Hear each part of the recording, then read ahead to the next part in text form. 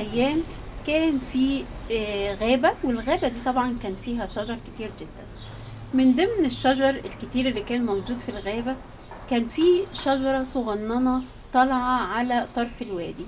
الشجرة دي كانت تبان للكل ان هي شجرة ضعيفة وصغيرة، لدرجة ان كان كل اشجار الغابة بتقعد تضحك عليها وتتريق عليها وتتريق على ضعفها وصغر حجمها. بس الشجرة دي كان عندها هدف حطاه قدامها لازم توصل له، وهو ان هي تغرس الاغصان بتاعها بقوة في الارض. فحصل في يوم ان هبت رياح وعاصفة شديدة جدا، فكل الاشجار وقعت في الارض. الوحيدة اللي بقيت صامتة قدام الرياح هي الشجرة الصغيرة اللي كانوا في يوم من الايام بيتريقوا عليها، لان هي اهتمت ان هي تغرس الجذور بتاعتها في التربة. الشجرة الصغيرة دي هي الإنسان الضعيف اللي بيبان قدام الإنسان ضعيف، لكن هو عنده إيمان قوي جدا، ويهتم إن هو يغذي روحه بالصوم وبالصلاة وبقراية الكتاب المقدس.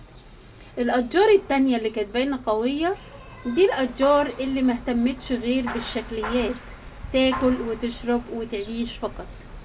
العاصفة اللي هبت دي الهموم والتجارب اللي بتعدي والضيقات اللي بتعدي علينا في خلال رحلة عمرنا وحياتنا على الأرض.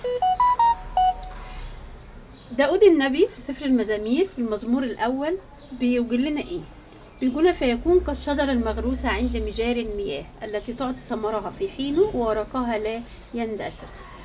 الإنسان القوي، الإنسان اللي إيمانه قوي، اللي بيهتم بحياته الروحية، دايما بيكون إنسان ناجح، وبيبان للكل إنه بيكون إنسان ناجح، وكل حاجة بيمد إيده فيها بتكون ناجحة. كمان في إنجيل معلمنا متى اصحاح 24 وصف لنا الإنسان العاجل اللي بيبني بيته على الصخر. ده بيكون قوي حتى لو هبت الرياح، لو جت عواصف، لو جت ريح، لو جت ضيقة، لو جت تجارب، بيقدر يعديها.